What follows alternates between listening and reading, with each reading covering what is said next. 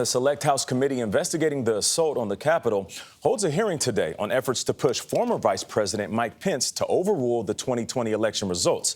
CBS News confirms the committee has obtained emails between a lawyer involved in that effort and conservative activist Ginny Thomas. She is married to Supreme Court Justice Clarence Thomas. Nikole Killion is on Capitol Hill. Nikole, good morning. What else do we know about these emails? Hey, good morning to you, Nate. And according to sources close to the committee, these emails suggest that Justice Thomas's wife could have been more involved in efforts to overturn the 2020 election than previously known. And the committee is now trying to figure out whether that should be part of these public hearings. Because if Mike Pence does the right thing, we win the election. Today, the Select Committee investigating the January 6th attack will argue the pressure campaign on former Vice President Mike Pence to overturn the 2020 election came straight from the top. It all came down in the final analysis to Donald Trump and his team trying to coerce the Vice President of the United States, Mike Pence, into stepping outside of his constitutional role. Committee aides say they'll focus on several aspects of that scheme, starting with a debunked theory pushed by conservative attorney John Eastman, suggesting Pence could block the certification of the election, which Pence's aides dismissed. I'll always believe that I did my duty that day.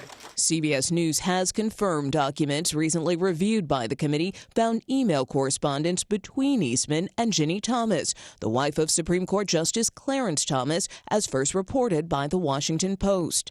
Ginny Thomas also exchanged 29 text messages with Trump Chief of Staff Mark Meadows about overturning the election results. Check out my flag I made, guys.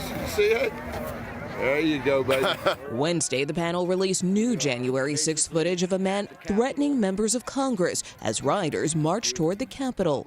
For Pelosi, Nadler, Schumer, even you, AOC, we're coming to take you out. The panel alleges the individual heard on tape was at the Capitol complex on January 5th. He was seen on surveillance video taking unusual photos of hallways, security, and staircases during a tour led by Georgia Republican Barry Loudermilk. But can you explain who you were giving a tour to that day? Well, it was a family and some guests of folks that they brought from Georgia. Do you know who that man was in the video? I don't know him. Do you think what's on that video is appropriate? Absolutely not. I condemn that kind of language. But no one in that group showed that type of aggression that day.